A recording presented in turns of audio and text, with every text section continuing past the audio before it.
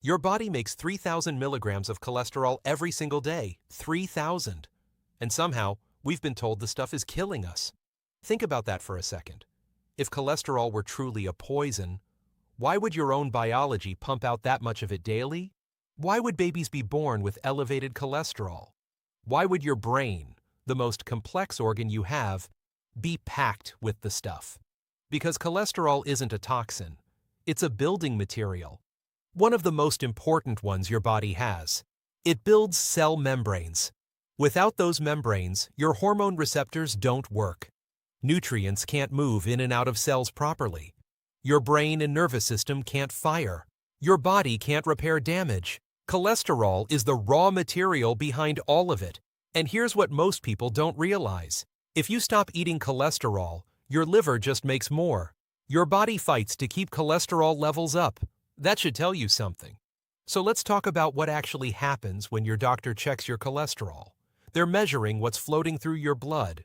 They're not looking at cholesterol deep inside your cells, where the real work gets done. Blood cholesterol is just the delivery system.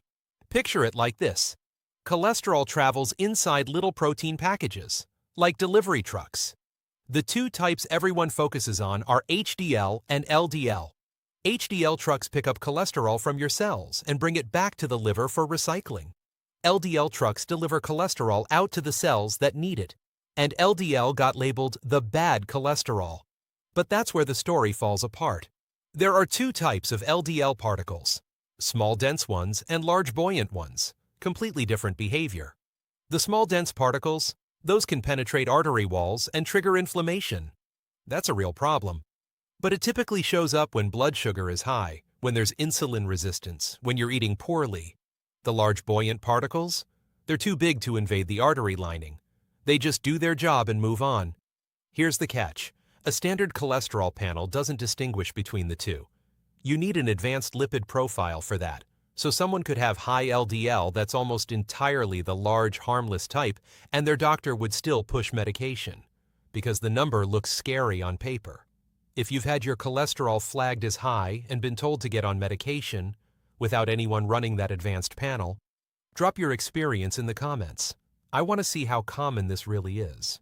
Now, when cholesterol is genuinely elevated, there are real reasons behind it, and none of them mean cholesterol is the disease. Stress is a big one. Cortisol, your primary stress hormone, is built from cholesterol. More stress means your body needs more raw material to produce more cortisol. Cholesterol rises to meet the demand. Testosterone is built from cholesterol too, which is why people on statin drugs often develop muscle problems. You block cholesterol production. You block testosterone synthesis. The muscles pay the price. Statins also block coenzyme Q10 production. That's a separate problem that rarely gets discussed at the pharmacy counter. What about low cholesterol? Here's where it gets uncomfortable for the mainstream narrative. Low cholesterol means less bile production. Less bile means poor fat absorption. Low cholesterol means less raw material for vitamin D. Think about that mechanism. Sunlight hits your skin, and it converts the cholesterol sitting in your skin into vitamin D. No cholesterol, no conversion. You could sit in the sun all day and still be deficient. Vitamin D is one of the most protective compounds in the human body, and your ability to make it depends on having enough cholesterol. There are just as many problems linked to low cholesterol as there are to high cholesterol. Maybe more. But you'll never hear a doctor say, "Your cholesterol is too low. We need to raise it." That conversation doesn't exist in modern medicine. Here's what the research actually shows when you look at older adults. If high cholesterol were truly a killer, the elderly with the highest levels would be dying first. They're not. Some of the longest-lived people on Earth have high cholesterol. Meanwhile, low cholesterol in older adults is linked to higher death rates from all causes, not heart disease specifically, all causes. Low cholesterol is connected to weakened immunity, depression, memory problems, hormone disruption. Your brain is mostly fat, starve it of cholesterol, and it suffers. There's even a seasonal pattern. Cholesterol naturally rises in winter. One theory is your body stockpiles material to produce vitamin D when sunlight drops.